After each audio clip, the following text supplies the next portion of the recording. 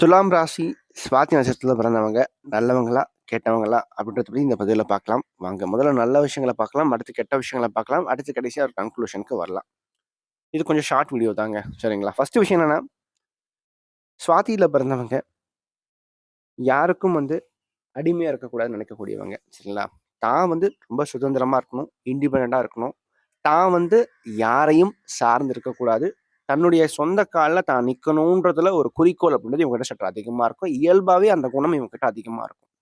சொந்த கால்ல நிக்கக்கூடியவங்க, சொந்த கால்ல நின்னு முன்னேறக்கூடியவங்க இவங்க அப்படின்னு எடுத்துக்கலாம். யாரையும் சார்ந்து இருக்கிறது இவங்களுக்கு பெரும்பாலும் பிடிக்காதுங்க. அதே மாரி நல்ல பேச்சாளிகள், நல்ல பேச்சு திறமை அதிகம் கொண்டவங்க அப்படின்னு எடுத்துக்கலாம். இவங்க மென்மையா பேசினாலும் சரிங்க, சவுண்டா பேசினாலும் சரிங்க, இவங்களுடைய பேச்சு பார்த்தீங்கன்னா, மற்றவர்களை கவரும் விதத்துல இருக்கும் அப்படின்னு எடுத்துக்கலாம். சரிங்களா? பெரும்பாலும் பார்த்தீங்கன்னா, அந்த ஒரு தராசு அப்படின்னாலையும், ராகு நட்சத்திரம் அப்படின்னாலையும் சண்டைகள பெரும்பாலும் விரும்ப மாட்டாங்க. சண்டை வந்தா கூட அத தவிர்க்கணும்னு சொல்லிட்டு அந்த முயற்சி பண்ணக்கூடிய தன்மை இவங்ககிட்ட சற்று அதிகமா இருக்கும். அது மட்டும் இல்லாம சனி பகவான் உச்சம் பெறக்கூடிய ராசி அப்படின்றதுனால கொஞ்சம் தியாகத்துக்கு அதிக முக்கியத்துவம் தருகின்ற நபர்களாகவும், நல்ல தியாகிகளாகவும் இவங்க இருப்பாங்க. அதே மாரி நீதி, நியாயத்துக்கு அதிக முக்கியத்துவம் தருகின்ற நபர்களாகவும் இவங்க இருப்பாங்க அப்படின்னு எடுத்துக்கலாம். யாரா இருந்தாலும் சரிங்க, தப்புனா தப்பு தான். அந்த தப்ப தட்டி கேட்கக்கூடியவங்க இவங்க தான். அதே மாரி மற்றவர்கள எடை போடுறதுல ரொம்ப கெட்டிக்காரங்க அப்படின்னு எடுத்துக்கலாம். அதே மாரி ரொம்ப தியாகிகளும் அப்படின்னு எடுத்துக்கலாம். அதாவது சனி பகவான் உச்சம் பெறுகின்ற ராசி அப்படின்னாலையும், அத தராசு அப்படின்றதுனாலையும், தன்னை தாழ்த்தி மற்றவர்களை உயர்த்தக்கூடியவங்க அப்படின்னு எடுத்துக்கலாம். சரிங்களா? அதே மாரி ஆன்மீகத்திலயும் பார்த்தீங்கன்னா, நாத்திகத்திலயும் பார்த்தீங்கன்னா, உங்களுக்கு சில நேரங்கள்ல ஆர்வம் இருக்கும். இந்த 2 கலந்த தன்மை சில நேரங்கள்ல இருக்கும். ஆனா பெரும்பாலும் 100ல ஒரு 80% சுவாதியில பிறந்தவங்க ஆன்மீகவாதியா தான் இருக்காங்க. அடுத்து நெகட்டிவான விஷயங்கள் அப்படின்னு பார்த்தீங்கன்னா, ரொம்ப பார்த்தீங்கன்னா, டீப் திங்கர் இவங்க அப்படின்னு எடுத்துக்கலாம். சரிங்களா? ஒரு சின்ன ஒரு முடிவு எடுக்கணும்னா கூட ரொம்ப ஆழமா, அதிகமா யோசிப்பாங்க. இதனால என்ன ஆகும்னா, ஒரு முடிவு எடுக்கிறதுக்கு அதிகமான நேரம் எடுத்துக்கிறதுனால, நல்ல நல்ல வாய்ப்ப வாழ்க்கையில அதிகமா இழப்பாங்க. சரிங்களா? 2 கம்பெனில இன்டர்வியூ அட்டெண்ட் பண்ணியிருக்காங்க. 2மே கிடைச்சிருக்கு.